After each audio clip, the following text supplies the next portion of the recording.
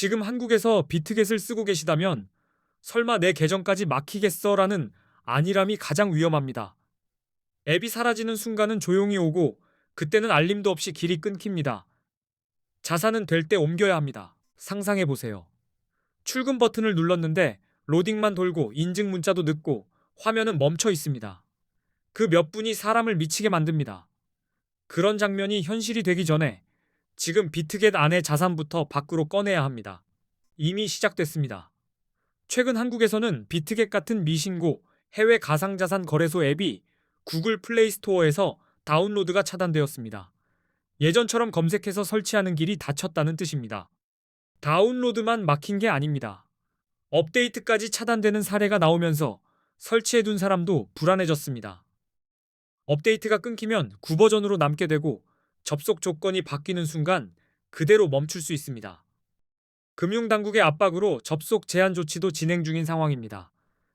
앱이 있어도 접속이 막히면 의미가 없습니다. 오늘은 들어가져도 내일은 접속 자체가 제한될 수 있으니 준비는 앞당길수록 그래서 비트겟 이용자분들은 비트겟에 있는 자산을 신속히 다른 거래소로 옮겨야 하는 국면입니다. 거래를 더 하느냐 마느냐의 문제가 아니라 자산 접근권을 먼저 지키는 문제입니다. 늦으면 선택지가 줄어듭니다. 이번 조치는 특정 앱만 괴롭히는 수준이 아닙니다. 금융정보분석원 FIU, PIU에 정식 신고하지 않은 해외 거래소에 대한 제재 흐름입니다. 신고가 없으면 국내 기준에서 규제 대상이 되고 그 결과가 차단으로 이어집니다. 핵심 원인은 FIU 미신고입니다. 국내에서는 가상자산 사업자 바스프 VASP로 신고해야 하는데 비트겟은 이 절차를 밟지 않았습니다. 그래서 미신고 해외 거래소라는 딱지가 붙고 제재의 명분이 됩니다. 구글 정책도 같은 방향으로 움직였습니다. 구글이 한국금융당국의 요청에 따라 미신고 해외 거래소 앱을 플레이스토어에서 퇴출시키기로 결정했습니다. 그 결과 다운로드와 업데이트가 동시에 막히는 장면이 실제로 펼쳐졌습니다. 배경에는 세금도 거론됩니다. 국내 거래소에서는 앞으로 세금을 부과할 예정인데 해외 거래소는 세금 부과가 상대적으로 어렵습니다. 이런 구조 때문에 금융당국이 더 강하게 조치에 나선 것으로 보입니다.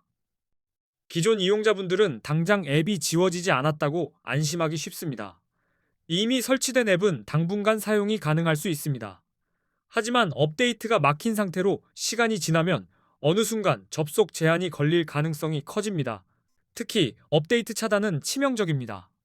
앱이 최신 보안 요구사항을 따라가지 못하면 로그인 인증에서 막힐 수 있고 기능 일부가 작동하지 않을 수 있습니다. 오늘 되는 것에 기대면 내일을 버티기 어렵습니다. 그리고 출금은 생각보다 시간이 걸릴 수 있습니다. 거래소의 출금 심사, 네트워크 혼잡, 인증 절차가 겹치면 예상보다 늦어집니다.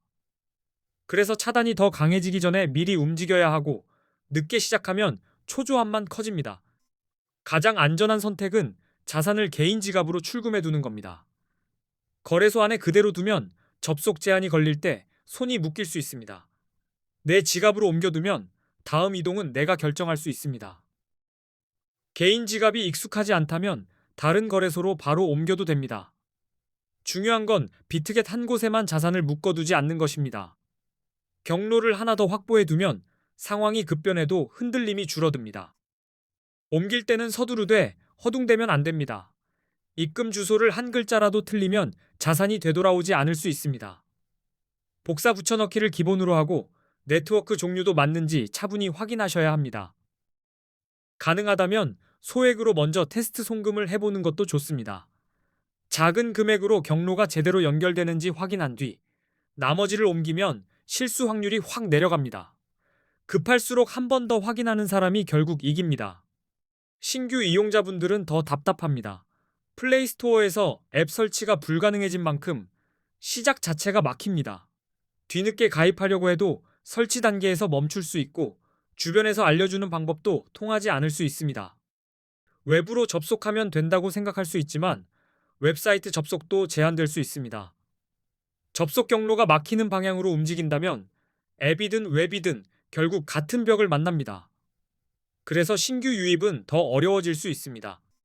우회 접속도 거론됩니다. VPN을 켜서 접속하는 등 방법을 시도할 수는 있습니다. 어떤 분들은 앱을 삭제한 뒤 VPN으로 웹을 열기도 합니다. 하지만 보안과 법적 위험을 감수해야 하고 안정성도 장담하기 어렵습니다. 국내 거래소가 대안처럼 보일 수는 있습니다. 하지만 국내 거래소는 레버리지 사용이 불가능합니다. 선물 거래의 구조 자체가 달라지고 단타 전략도 다른 게임이 됩니다. 게다가 국내 거래소는 거래 수수료가 상대적으로 높을 수 있고 앞으로 세금이 부과될 예정이라는 점도 부담입니다. 그래서 저는 이번 상황에서 국내 거래소 이용은 추천드리지 않습니다. 대신 이번 사태로 한국인들이 실제로 많이 가입하고 이동하는 거래소 5곳을 비교 분석해 두었습니다. 급하게 선택하면 후회하기 쉬우니 최소한의 기준을 한 번에 잡을 수 있도록 정리해 둔 겁니다. 이 5거래소는 원화 입금이 가능하고 한글 지원도 됩니다. 초보자 입장에서는 입금부터 화면 언어까지 막히면 바로 포기하게 되는데 그런 장벽을 줄여주는 조건들입니다. 수수료도 빠질 수 없습니다. 5곳은 비교적 수수료가 저렴한 편이라 잦은 단타에 유리할 수 있습니다. 또 가입 시 $100를 지급하는 이벤트를 진행하는 곳도 포함되어 있어서 시작할 때 숨통이 트일 수 있습니다. 5거래소의 정보는 고정 댓글에 정리해 두었습니다. 지금은 최고의 거래소보다 내 자산을 빠르게 옮길 수 있는 길이 더 중요합니다.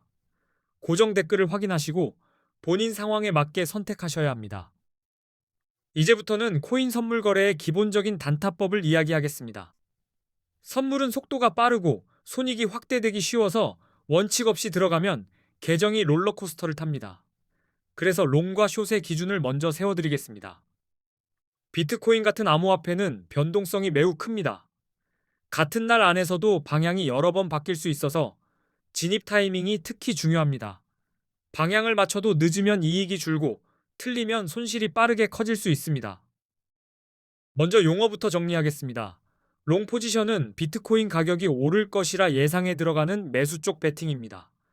숏 포지션은 가격이 떨어질 것이라 예상할 때 들어가는 하락 쪽 베팅입니다. 상승에 타면 롱, 하락에 타면 숏입니다. 롱은 가격 상승에 베팅하는 방식입니다. 가격이 오르면 포지션이 이익으로 쌓이고 내려가면 손실이 쌓입니다. 그래서 롱은 상승 흐름이 살아있는지가 핵심이고 근거 없는 희망으로 들어가면 흔들립니다. 숏은 가격 하락에 베팅합니다. 가격이 내려가면 이익이 커지고 올라가면 손실이 커집니다. 숏은 특히 감정이 끼면 위험해집니다. 이쯤이면 떨어지겠지가 아니라 떨어질 신호가 보일 때만 들어가야 합니다. 롱과 숏을 고르는 첫 번째 기준은 차트의 추세입니다. 캔들 한두 개에 속지 말고 큰 흐름을 보셔야 합니다. 큰 흐름이 위로 향하면 롱이 유리해지고 큰 흐름이 아래로 향하면 숏이 유리해집니다. 상승 추세에서는 여러 차례 고점을 높여가며 올라가는 그림이 나옵니다. 저점도 같이 올라가면 추세가 더 단단해집니다. 이런 흐름에서는 롱이 파도 위에 올라타는 선택이 될 수 있습니다. 기술적 분석에서는 이동평균선을 자주 씁니다. 50일 이동평균선이 150일 이동평균선을 위로 돌파하면 골든 크로스라고 부르고 강한 상승 신호로 해석합니다. 상승 추세가 강화되는 구간으로 볼 수 있습니다. 거래량이 받쳐주면 신호의 무게가 더 커집니다. 가격이 오를 때 거래량이 함께 증가하면 시장의 신뢰도가 높아졌다고 해석할 수 있습니다. 힘이 실린 상승은 더 이어질 가능성이 있어 롱 근거가 됩니다. 뉴스도 반드시 확인해야 합니다. 비트코인 규제 완화, 대형 기관 투자자들의 진입, ETF 승인 같은 긍정적인 외부 요인은 가격을 끌어올릴 수 있습니다.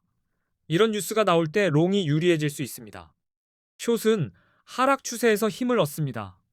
가격이 지속적으로 낮아지고 저점이 계속 낮아지는 패턴이 나타나면 숏이 유리할 수 있습니다.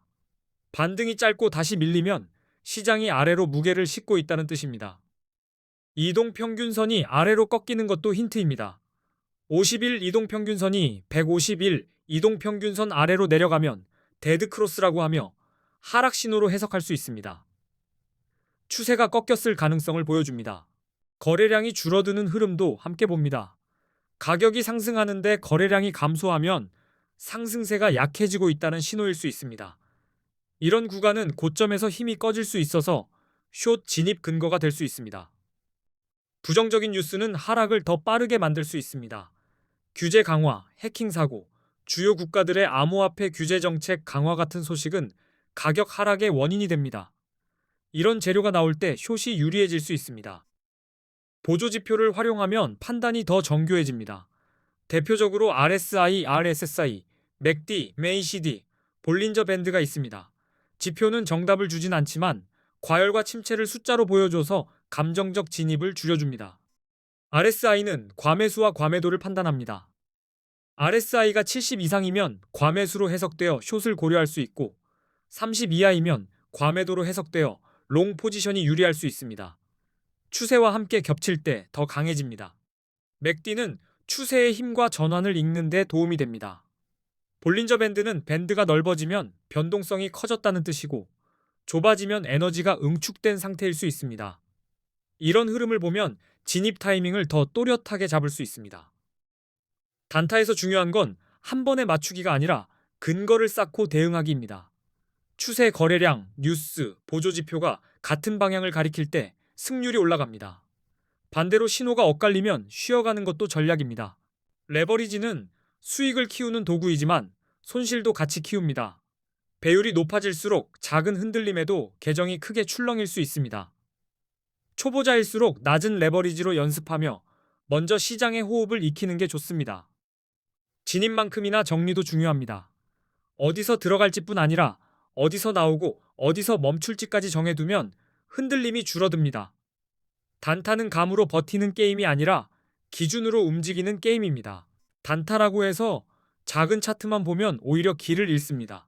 큰 흐름이 위인지 아래인지 먼저 확인하고 그 다음 짧은 시간대에서 진입 타이밍을 잡으면 훨씬 안정적입니다. 큰 파도와 작은 파도를 같이 보는 습관이 필요합니다. 보조지표는 확인 도장처럼 쓰는 게 좋습니다. 지표 하나가 아니라 여러 신호가 같은 방향을 가리킬 때 확률이 올라갑니다. 반대로 지표가 서로 싸우면 시장도 흔들리는 중일 가능성이 크니 무리한 진입을 줄이셔야 합니다. 뉴스도 방향만 보지 말고 강도를 보셔야 합니다. 같은 규제 뉴스라도 시장이 무덤덤하면 이미 반영된 경우가 많고 갑자기 거래량이 터지며 반응하면 그때부터 파도가 커집니다. 차트와 뉴스 반응을 함께 맞춰보세요. 그리고 지금은 거래 기술보다 접속이 막히기 전 준비가 더 시급합니다. 비트겟에서 자산을 옮길 길을 만들어 두면 그 다음부터는 차분하게 전략을 세울 수 있습니다. 준비가 곧 수익의 바닥을 만들어줍니다. 오늘 말씀드린 기준대로 롱은 상승 추세와 긍정 신호가 모일 때, 숏은 하락 추세와 부정 신호가 겹칠 때 유리합니다. 그리고 지금은 비트겟 차단 이슈 때문에 거래보다 자산 이동이 먼저입니다. 고정 댓글에는 5거래소 비교와 함께 이동에 필요한 핵심 정보도 정리해 두었습니다. 준비가 끝나면 공포에 끌려다니지 않고 내가 주도권을 잡을 수 있습니다. 끝까지 시청해 주셔서 진심으로 감사합니다.